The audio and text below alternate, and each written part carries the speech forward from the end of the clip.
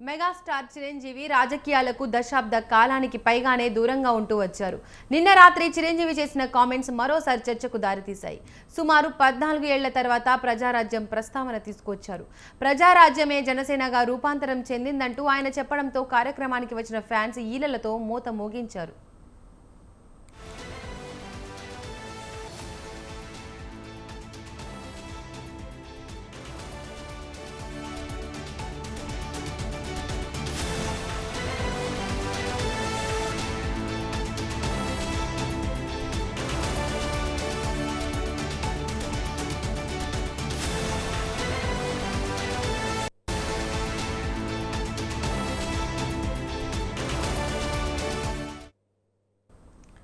Laila mega mass event పేరుతో నిన్న రాత్రి Vishwak Sen movie pre release event జరిగింది. కార్యక్రమానికి ముఖ్య అతిథిగా మెగాస్టార్ చిరంజీవి వెళ్లారు. విశ్వక్ సేన్ నాన్నతో తనకు చాలా కాలం నుండి పరిచయం ఉందన్న చిరంజీవి ప్రజారాజ్యం టైంలోనే రాజకీయంగా తనకు దగ్గరయ్యారని గుర్తు చేశారు. ఇంతలోనే ఫ్యాన్స్ నుండి ఎవరో జై జనసేన అని అనడంతో ప్రజారాజ్యం మారిపోయిందని చెప్పారు. ప్రజారాజ్యం జనసేనగా రూపాంతరం చెందిందని ఐ యామ్ వెరీ హ్యాపీ అన్నారు. ఆ రోజున కరాటే రాజు పొలిటికల్గా తాను రావాలి ఎదగాలి అని చెప్పినప్పుడు వెంటనే ఆయనకు అవకాశం ఇచ్చానన్నారు. కానీ పరిస్థితులు ఇంకోలా మారిపోయాయని వివరించారు.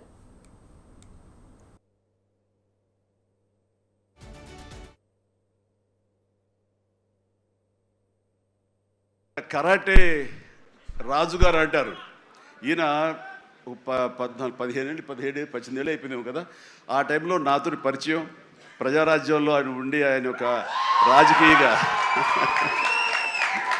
జై జై జై జనసేన, ప్రజారాజ్యం మారిపోయింది.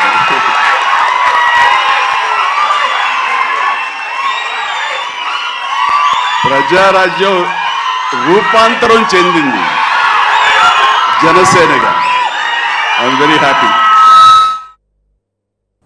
కాగా 2008 ఆగస్టు 26న చిరంజీవి ప్రజారాజ్యం పార్టీని స్థాపించాడు. ఆ తర్వాత 2009లో జరిగిన ఉమ్మడి ఆంధ్రప్రదేశ్ సాధారణ శాసనసభ ఎన్నికల్లో పోటీ చేసిన 294 స్థానాలకు గాను 18 స్థానాలు గెలుపొందారు. 18% ఓట్లను ఆ పార్టీ దక్కించుకుంది. పార్టీ అధ్యక్షుడు చిరంజీవి తిరుపతి, పాలకొల్లు నియోజకవర్గాల నుండి పోటీ చేయగా తిరుపతి స్థానం నుండి గెలుపొందాడు. ఆగస్టు 2011లో కాంగ్రెస్ పార్టీలో విలీనం చేశారు. అప్పటి నుండి ఇప్పటి వరకు అక్కడక్కడ పవన్ కళ్యాణ్ తప్ప చిరంజీవి ఎప్పుడూ మళ్ళీ ప్రజారాజ్యం పార్టీ ప్రస్తావన తీసుకురాలేదు.